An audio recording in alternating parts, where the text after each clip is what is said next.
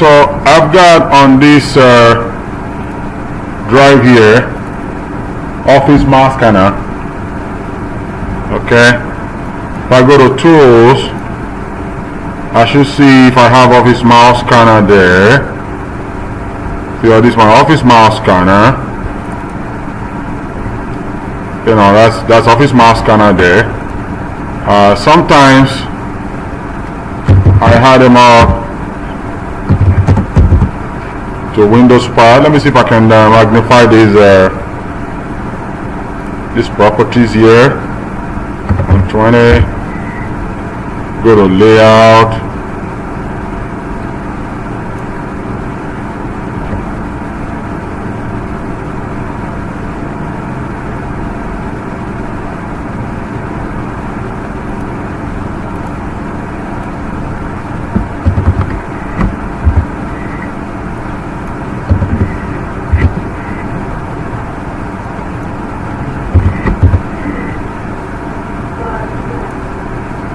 I'm going to use a bigger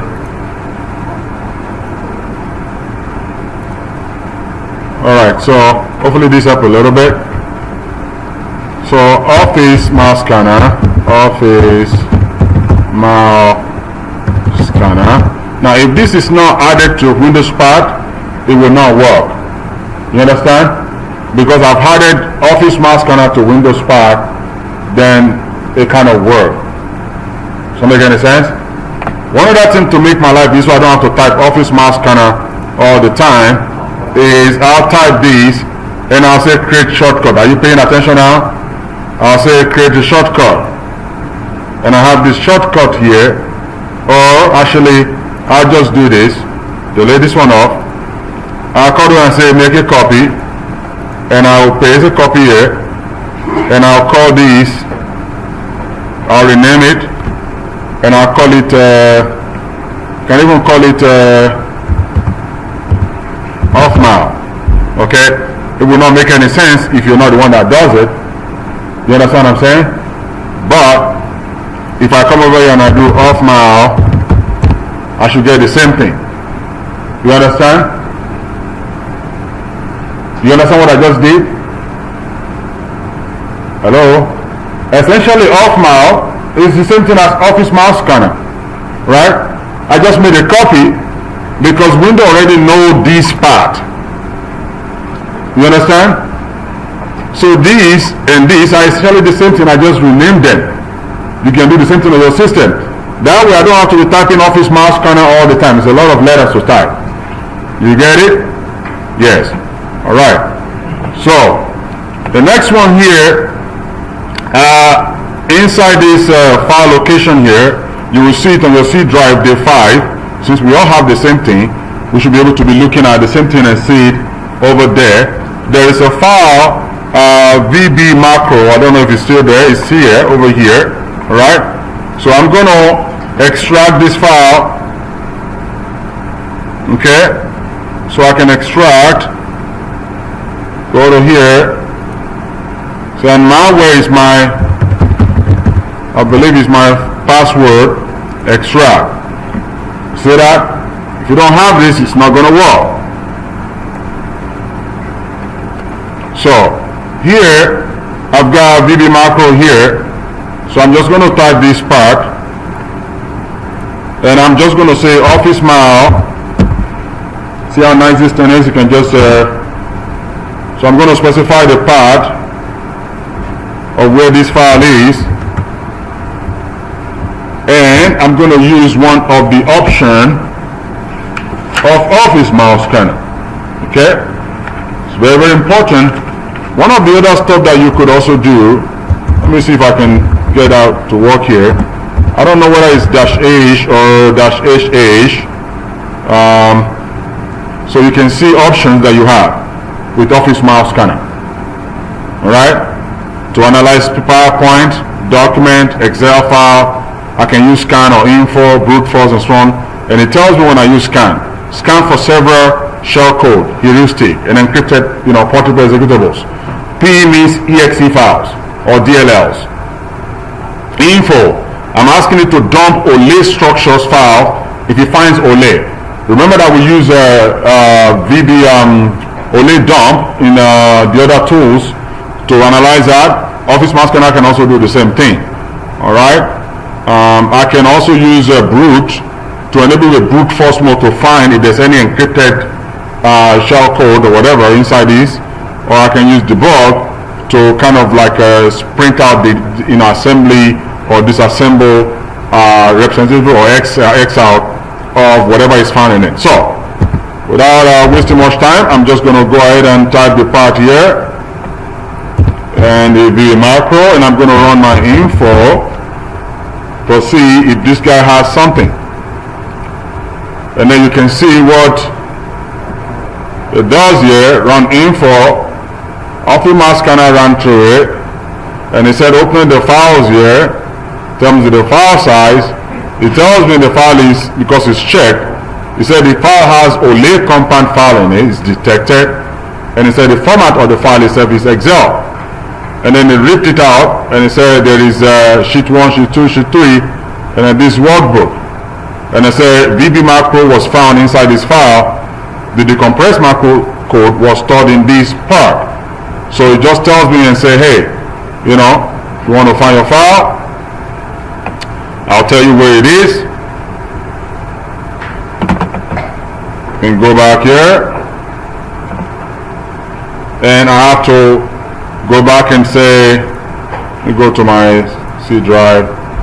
Actually, I'll open another on this part here, and I can see the file that they said they created here at the bottom here VB macros. You see that? Tells you where the file is. If I look at it, see, these are the 3 files, sheet 1, 2, 3, this book. These are the 3 files, sheet 1, 2, 3, and this book that the file actually ripped out. Does that make any sense? So if I were to have a notepad, one of the things I like to do is to kind of see if I can open this, and then looking inside here, you can actually see attributes, something that will be represented with a small letter case M if I was using Ole dump, and I'm actually seeing my actual VB's code, and you can see this subroutine. You see that here? Everybody see that? This is my subroutine, and then you can see what it says constant is called a visible. Invisible mode is 0, and it said wait true, if not wait is false, and it said run command thing 127.0.0.0.1. That is what this file is going to do. If I were to give you this file, and then when it runs this one, it's going to open up notepad.exe. It's a benign code, but if you kind of look at it, you can actually see exactly what this thing is doing. Okay, when the victim runs this thing on the system, the code is going to ping, and then it's going to launch a notepad. That's really, if you just kind of read what that code will do for you, that's essentially what this will do. Again, that is one nice example on how to use Office Malscanner. I can easily extract the code and then see what is in there. One other stuff that Malscanner also do, especially if I have I'll go back here and show you VB macro. You can see we have VB macro here, but this one is saved in XLS, which is the XML version of Office, which is Office 2007 and above. With the previous version, if I have a code, in order for the code to run, I don't have to do anything. The code will just run if you configure it to run. But in XML version, you have to save the file as XLSM. You understand? That's just the way XLS, the XML version works. Otherwise, if you do not save it as XLSM, then the code will not run. Now, only allow me also to analyze a file with, XLSM. The main difference between XLS, the previous OLE version, and the XML version is this XLMS contains the same code, only that this M is a compressed file. I can tell this guy, however, to inflate. Okay, if I run inflate, it's going to analyze it and it's going to do something very similar. Okay, grab the file, extract what is the content of it, and it tells me is inflate mode selected.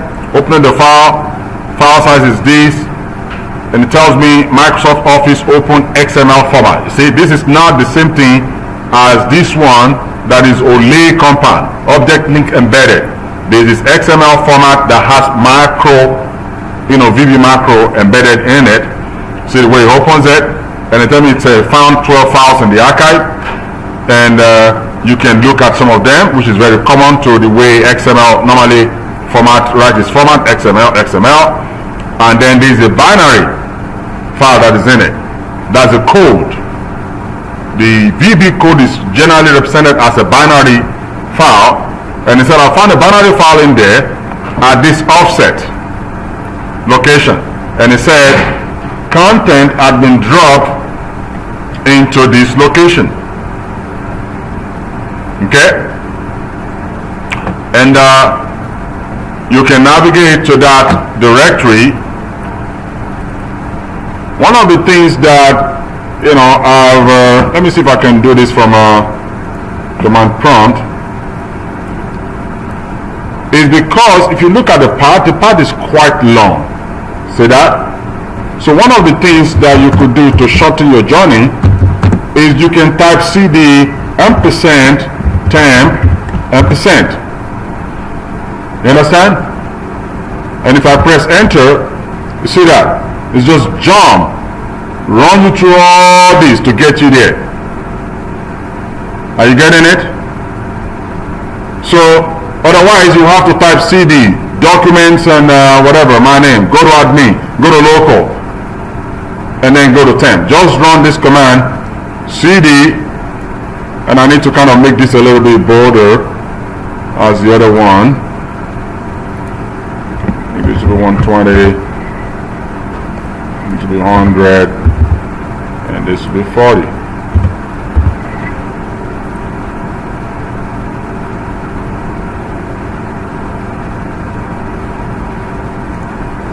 Alright, so this is what I type.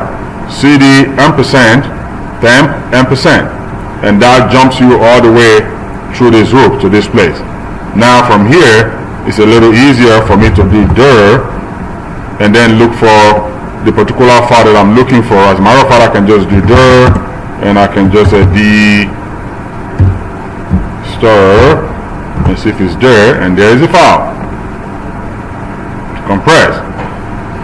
So I can then go to the compressed document, and here is the file. Here are the files. I can browse there as well.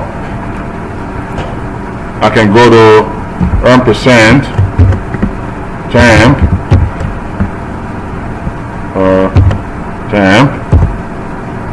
see that? Go to my decompressed file, and I can see the XML, the team, the worksheet 1 and 2, very similar to what you have, and this is my VB macro. See that over here?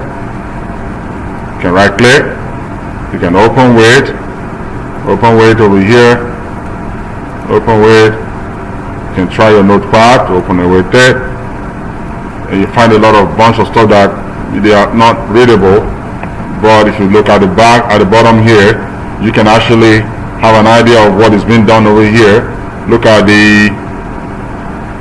there is the help content, the version type, the document sheet that we have here at the bottom here. There are other stuff that you can also find out by just looking at this file. I'm going to close this one right now. 1 second. but this is my binary file here. So don't worry about this one, because by this point we're not going to use this file, not for what we want to use it for. Okay, now I've got this file here. This is my VB whatever. There are other stuff that I can actually now do to this file. It's important for you to know how to navigate going forward, from this point, because if you really never looked at it, you might really never be able to grab the actual content, especially the stuff that you are actually looking for. This is the thing, we're going to target this one, and you will see. Actually, let me see if I can do that right here. Since I have the file here, I can go to decompress file, go to CD, Excel, right, and there I have all these files here, and I have this binary file. Did you see that? I've got all these binary files here. What can I do now? Then run off-mal against it. You understand? Because the binary file is the file that has stuff. Then I can just say info. You see now?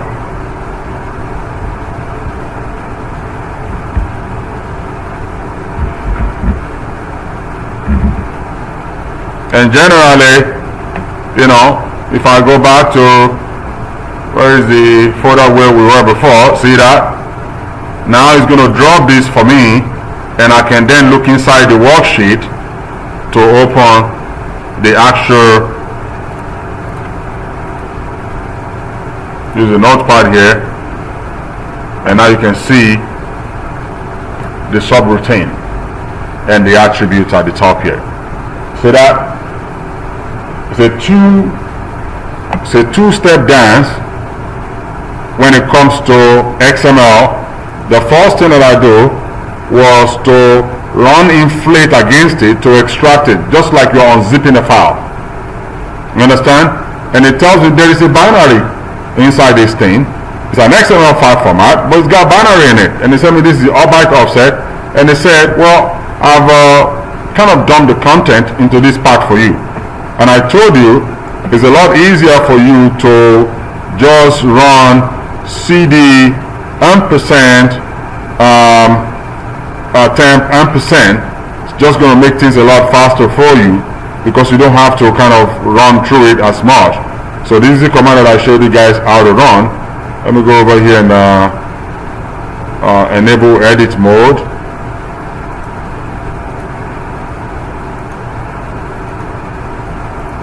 So here is the file here. That jumps me right to this place. And then I ran, because I know it's decompressed here, so I just said dir to look for any file, any folder that starts with DEC here, and it tells me this is a file. Then I CD into that directory, and then the next thing I did was to CD, because I saw this folder here. It's inside a Excel folder, this one. So then again I CD into Excel folder. There I saw the binary file. The binary file is the one that has a VB code. Then I ran my office mal, and I can run my office mal from any part because I've already added it to Windows part. Does that make any sense? It would be a nightmare, well, not a nightmare, just difficult, if you do not add office mal to your Windows part. Does that make any sense? Alright. And then when I run office mal then dump the content of the code for me in a manner that I can read it. And then I went to where this code was actually located here, and I was able to open it and read it. Okay? So that essentially is the same file that we're looking at, only that now we're using Office Malscanner to run it and to examine what could be an important information embedded within it, right? So we're going to Do you guys want to take a 5 minutes break? Alright, let's take 5 minutes break.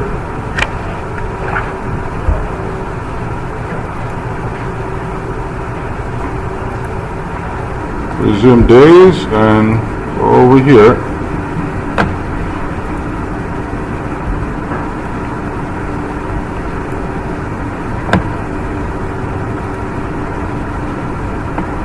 So here I'm going to move on to another file here called Olympicage. Okay, Olympicage, and it's right on this. And as we've done in the past before, let's clean up the screen. And here, I'm going to just start my Office Mail, and I'm going to say Olympicage here.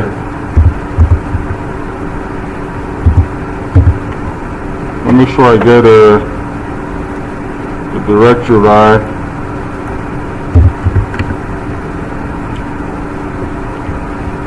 And generally you could start by saying info here, and then it says it says that this is OLE2 compound, and it says that VB macro was found, and it said VB macro is dropped on your C root drive and sample CFC sample called this. So then I'm going to go on my C drive, and I'm going to look for the file here. That's the file, and here is the file I'm going to open. I'm going to open it with my notepad,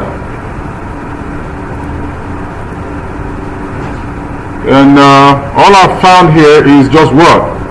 Attributes. I found nothing here. This is discouraging. This is really deflating, right? So you already get your appetite whet, thinking you're going to find something really fun, but then you look in here and you absolutely find nothing.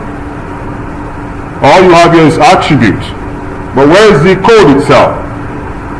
Nothing. Well, all hope is not lost. What we can do here is go back here and use a different option. Again, we use scan here. We're looking for a shell code pattern. Okay? And generally, it's looking for unencrypted executables. What kind of pattern are we looking for? We're looking for a PE signature. What is a PE signature?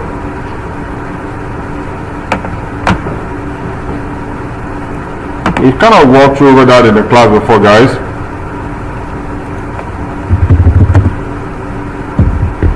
File signature here.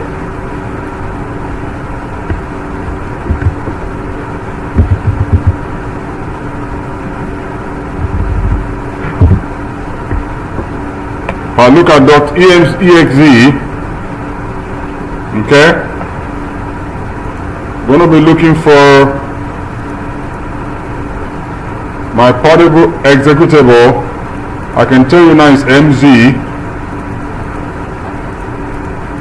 and you can search through until you get something that shows you the actual portable executable. I can actually shorten my search here by looking for this, and you can see here that's .com, .dll, .drv, .exe, .pif. All these files, they are referred to as portable executables, and they have the signature 4D5A, which is MZ. Generally,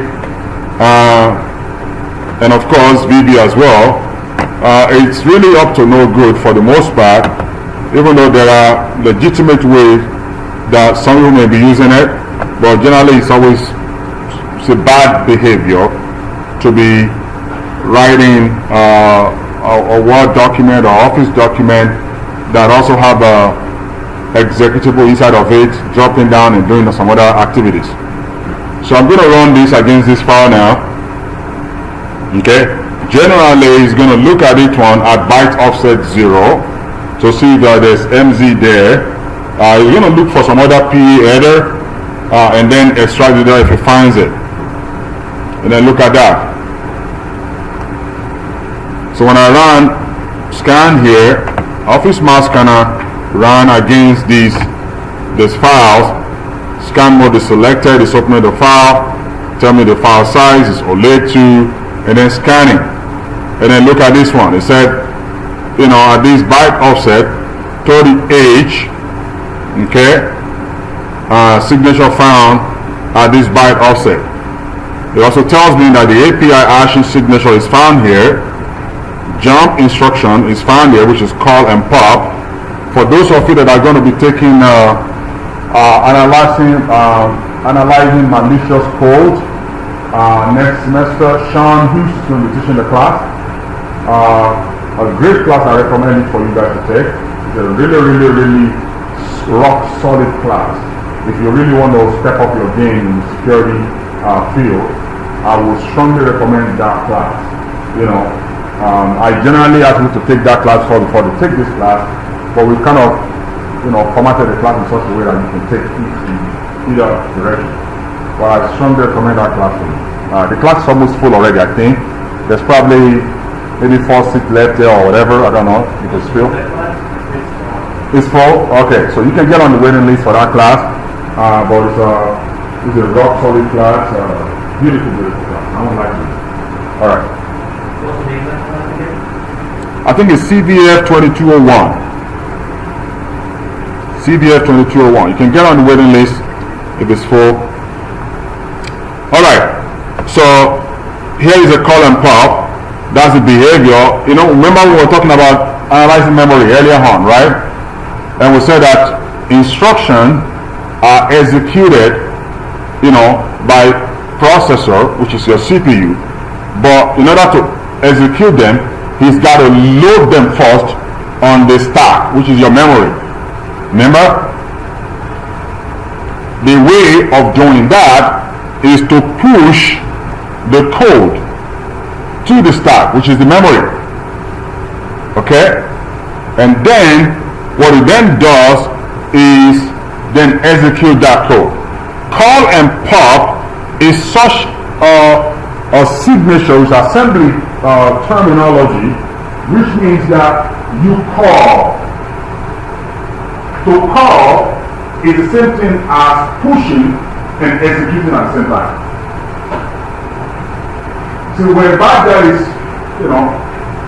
when you have a malware running in your system and they want to kind of see what you're doing, or when we're analyzing a malware, one of the things you're trying to do is to look for what the malware is calling.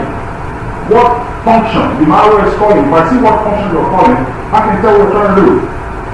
For example, if I go to your office and I sit down, and I see you going to the kitchen, and you're boiling water, and I see you cracking head, washing rice and frying fish, I'm like, something cooking is going to happen. Right? Hello? Because I'm going to be like somebody boiling head, frying fish, roasting meat, this is food coming. All this function just point in one direction. Food is coming. But if I see you, grabbing clothes and getting detergent and laundry soap and all that kind of stuff, my mouth is not watching. All this function doesn't end up in the food. That's work. Does that make sense? I can tell what I'm trying to do by what function you're calling. Right?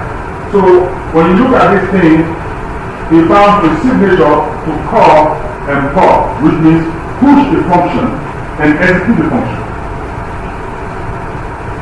You understand what I'm saying? Pop is a way of, executing the function off of the stack. That's really what it's saying over there. And it said I found the signature, two of the signature at 41, another one at 13400. Then it said I found the actual signature found at this one. What does actual signature do? The bad guys, when they run the malware on your system, one of the things they do, are you listening now? Because this is in your final. Okay? And you're going to need to kind of be able to represent this properly. The bad guys, when they're running in your memory, one of the things they try to do is they want to see what function you're running. You understand what I'm saying? Why do you think they care about the function that you're running? Anybody want to take a guess about that?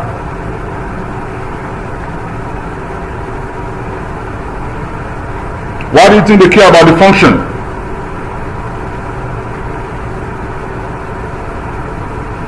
Yes? Why do they care? Why do I care about the API hashing signature? Finding it. What is the significance of that? What does that do for me?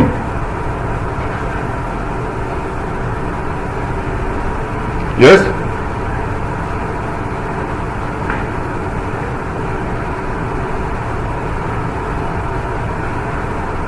Think. I want you guys to think. What does the bad guy get?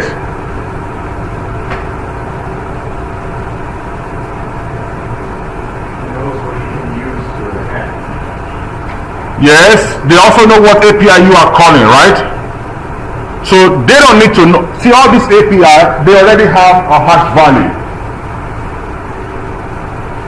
So there is hash value for URL download. That's an API, that's a Windows API. Right? Get proc address, that is a Windows API. All these API, they are known quantity and they have hash. So what you guys can do is that look for anything that matches this hash in memory, and then you will know that you are running that API. Does that make any sense? So it's a technique to know what API is currently running. And what about this FS 30? The H stands for the register.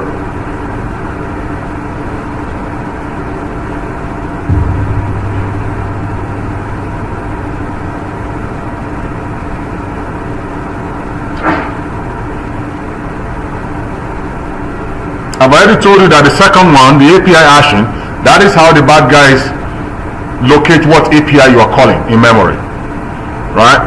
But what about the FS 30H? I know we haven't talked about that much, so it's okay for you to kind of just, take a guess.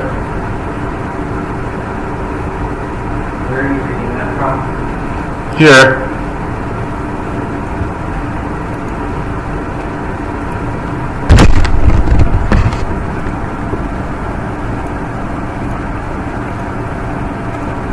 So here,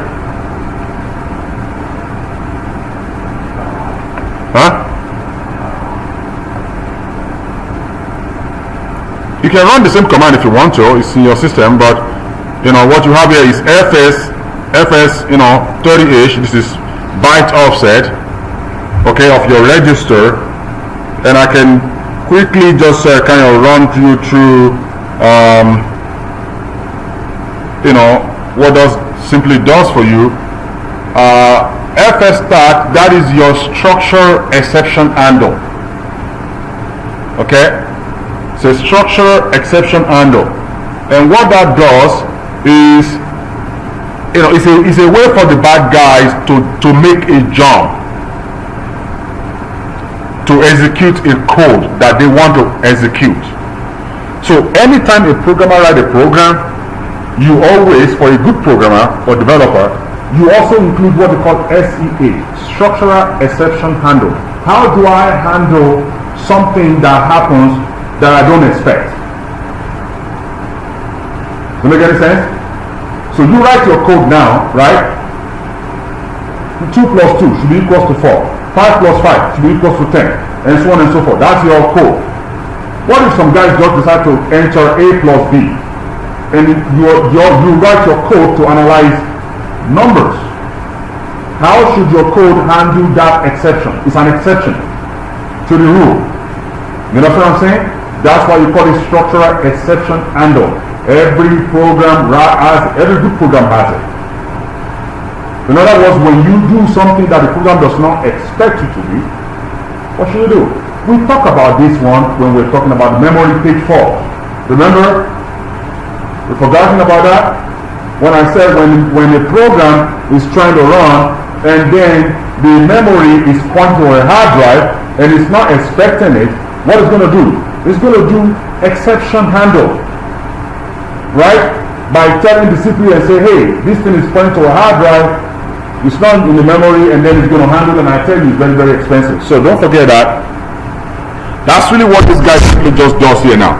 And look at what it tells you here. Decryption loop detected at this offset. Tells you what's going on over here.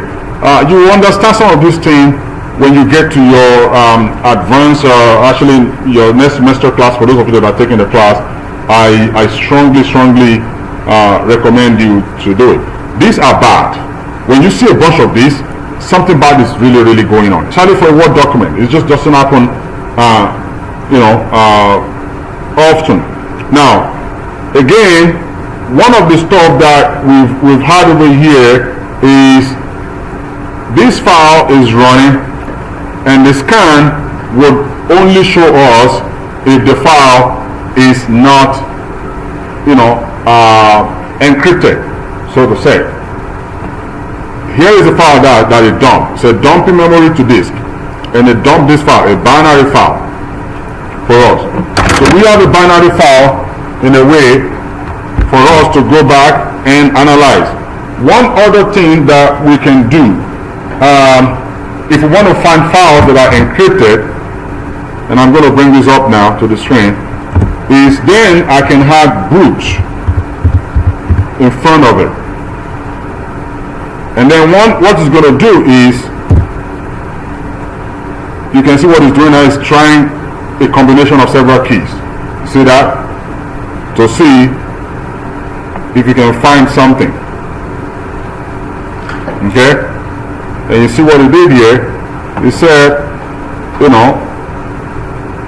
brute forcing for encrypted executable and embedded overlay, and it's trying the XOR key and then the hand key, and then looks over here and said this was not found, and then they said this one was found, the hard signature, and they said whatever is there, I dump it into this file sample. Okay, so sometimes you get lucky and you find a file that has that kind of characteristics, but sometimes it's not always the case. Okay, you can then go ahead and analyze this file, but we're not going to get into that because this will involve you to start doing the static code analysis, which is a little bit beyond the scope of this class. Okay, and I will not expect to go beyond this point, for the exam. Let's do one more, and then we'll wrap this thing up. Test your mind. I'm gonna see if I can. Gonna delete this one now.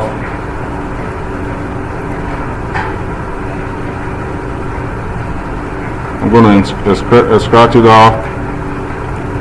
I'll tell you what the password is already. Malware. So finish. So I'm gonna look at this file.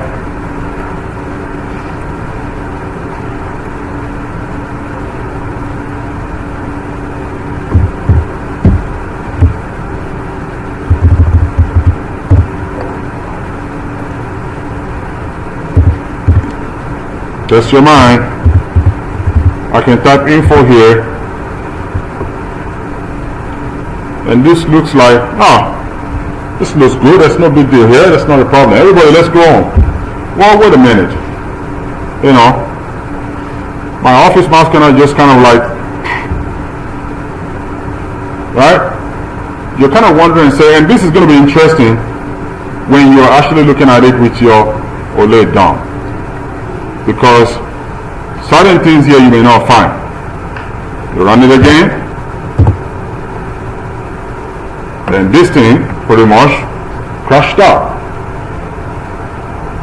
Because it's like, I can't find anything here. But then there is more that meets the eyes, however. that you have to do to be able to get some value out of this file. Is it possible for us to do maybe scan? Let's try it.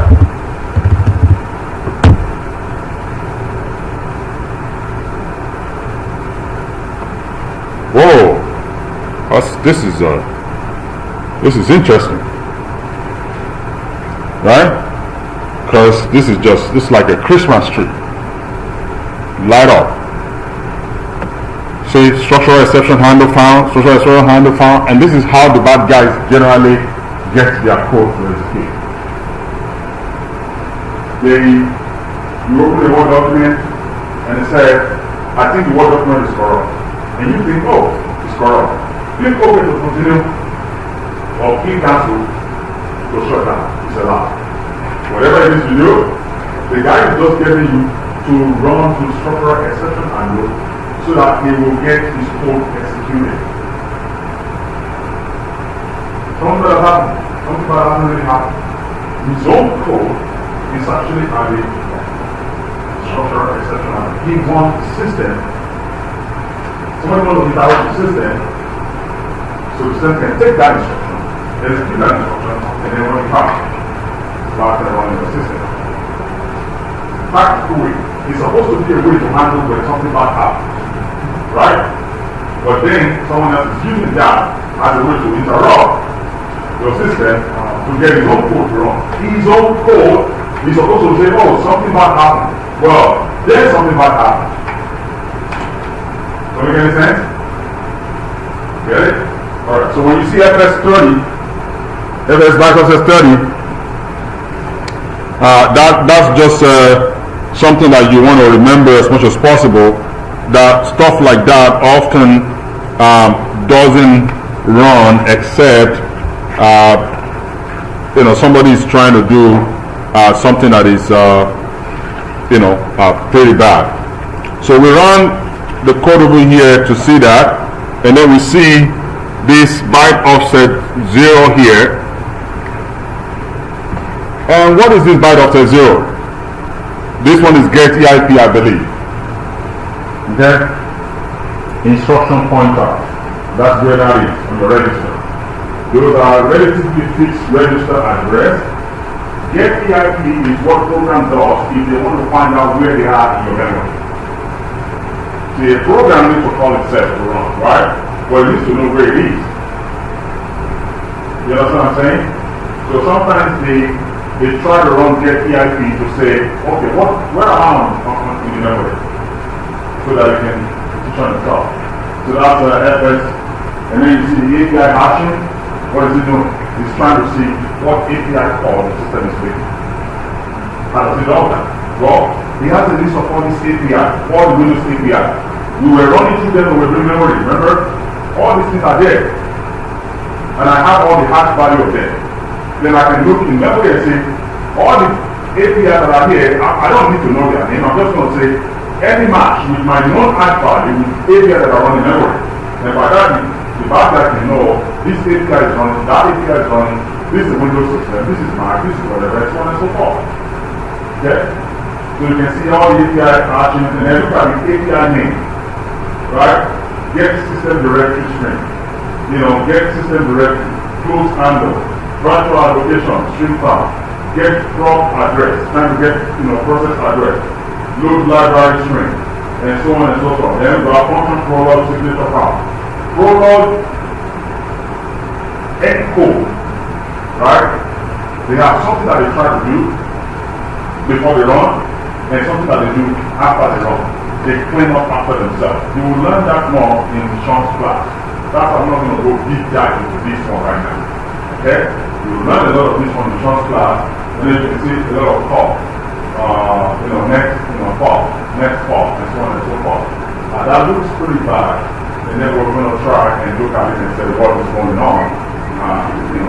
You will not appreciate some of these things now until you get to your process. But that's when you say, oh, okay, now I see why it's so bad. I see why that is so bad. We can debug what is happening here. And remember last time we ran root because we're looking for potential PE that is encrypted. But in this case, I can still run debug, and when I run debug, it's simply to just show me the assembly view of this debug.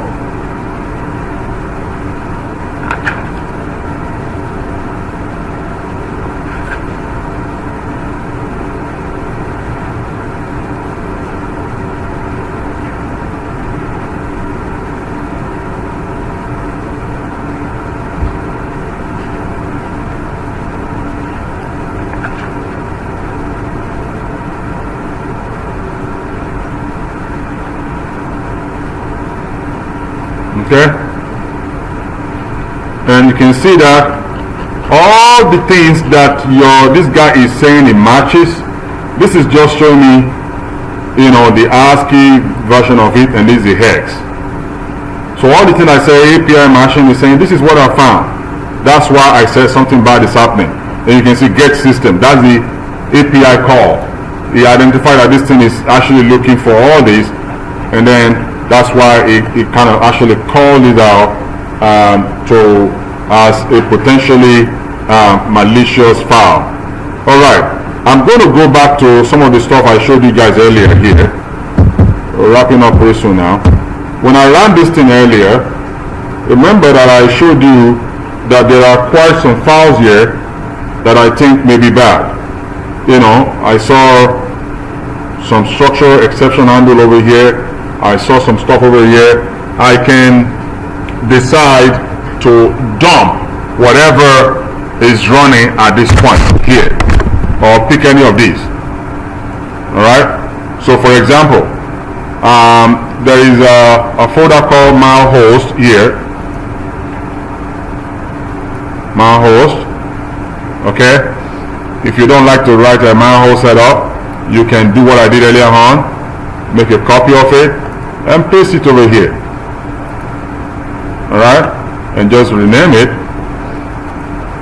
and call it mhost. Alright, so then I can come over here and say mhost, which is malhost essentially for me. Then I'm going to have to point to where I think the file is located. Alright, it's important for me to be able to do that. So one of the things I want to do is to say point it to where the file is. Let me see if I see out the directory. I don't have it anymore. Go back to the files here. So I have the file here. Test your mind here, and then I'm saying look at this byte offset here. Okay, so I can say here is if I can put it in a code if I want to.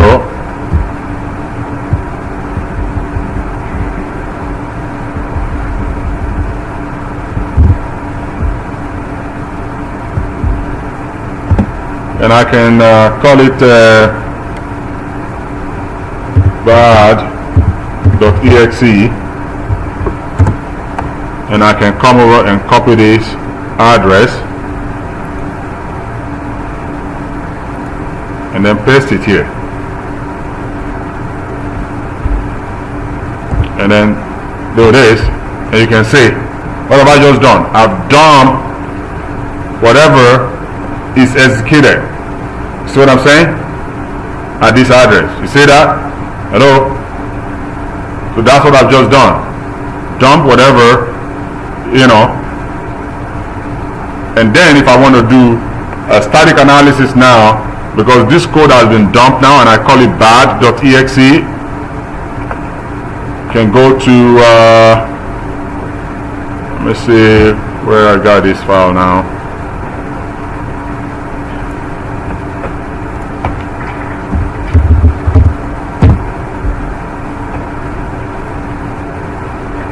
So this is bad now.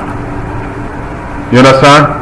So now I can now do what I would call a static analysis.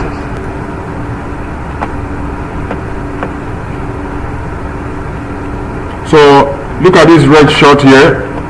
Pretty good stuff. I run my red shot Okay? Before I open a file, right, this is my first shot. And I'm going to say, take a shot. First shot, load. Okay? You can even save it if you want to. And then it's going to take a shot of your registry. You understand? Then I will run a file that I think is malicious. And I'll say, take a shot of my registry again. And I'll say, compare the two. Does that make sense? So that way I will know whether the file has been changed to my registry and what changes are actually made to my registry. Does that make any sense? So I can come over here and say, put this one on my desktop and let's call it 1st. Go over and save it. Now it's saving my registry, the shot of my registry. Then I will go ahead and run some other stuff. And when you're doing this, it's best when you're not running anything on your registry. Otherwise, it will contaminate a lot of noise. I like to use this combined with capture back. Capture back shows me the network connection that is being made. But you open the Adobe file, you don't even know what Adobe is doing in the background. Capture back will let you know. Then the file system, right, is done. Lecture allows you to see the registry and what you do with the registry. So you have network, file system, and then registry. So now I can open a file. Can go back now and open a file. And I'm going to, in this case, open this file. Okay. Now if I open this, you see this file, see this, it's a lie. That is the structure exception handle that you saw earlier on, right? When you see this, it's too late. The code already existed. Where's that code from? Well, you wouldn't know. Unless like you're extremely paranoid, right? But you like at least, you want to know read. But by the time, if you see it coming, it's over. It's too late. You know what I'm saying? So you are in the middle of working, you have Excel spreadsheet open, emails and everything. You just first instinct will not be to pull it from. You know what I'm saying? And you don't even think something bad was going to happen. Right? If somebody tell you, say, between 1:30 and 1:35 in the afternoon, something bad will happen. Then, you can have your hand on the file for 1:30. Right? And then you use your right hand and your right hand to mouse around and walk. And then you see something funny, you put walk. But you don't have somebody tell you that. Right? And it's going to be a short window too, like 2 minutes window. That way, you know, it's 120 seconds. So you're saying this is run, code is already executed. Oh yeah, it's too late. You can't unplug it right now. This is what we call structure exception handle. You understand what I'm saying? He has a code that wants to jump, and it needs control to be doing with that code. Yes. And he uses SCH to run it. By the time you see this, it's already running. If I say no, it doesn't matter. If I say yes, it doesn't matter. And then what do you see? Well, let's see what you see.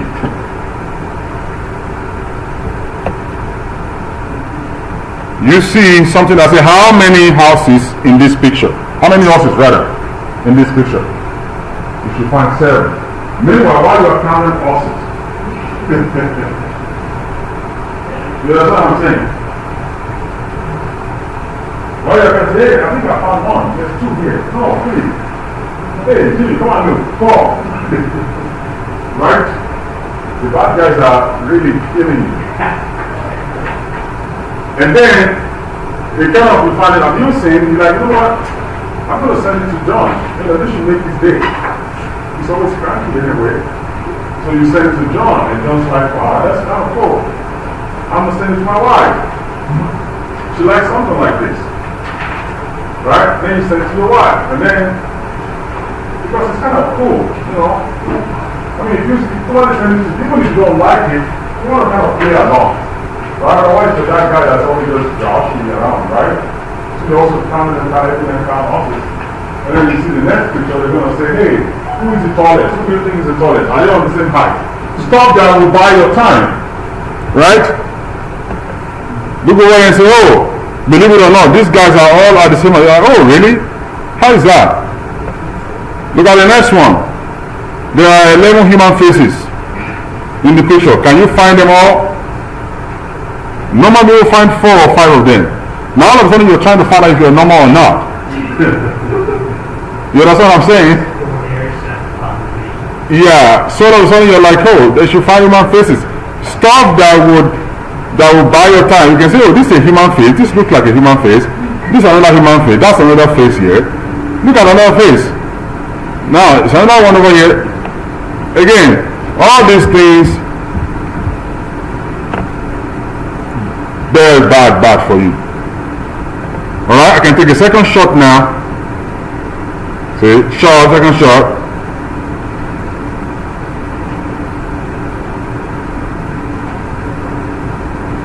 And then you can see I want to compare.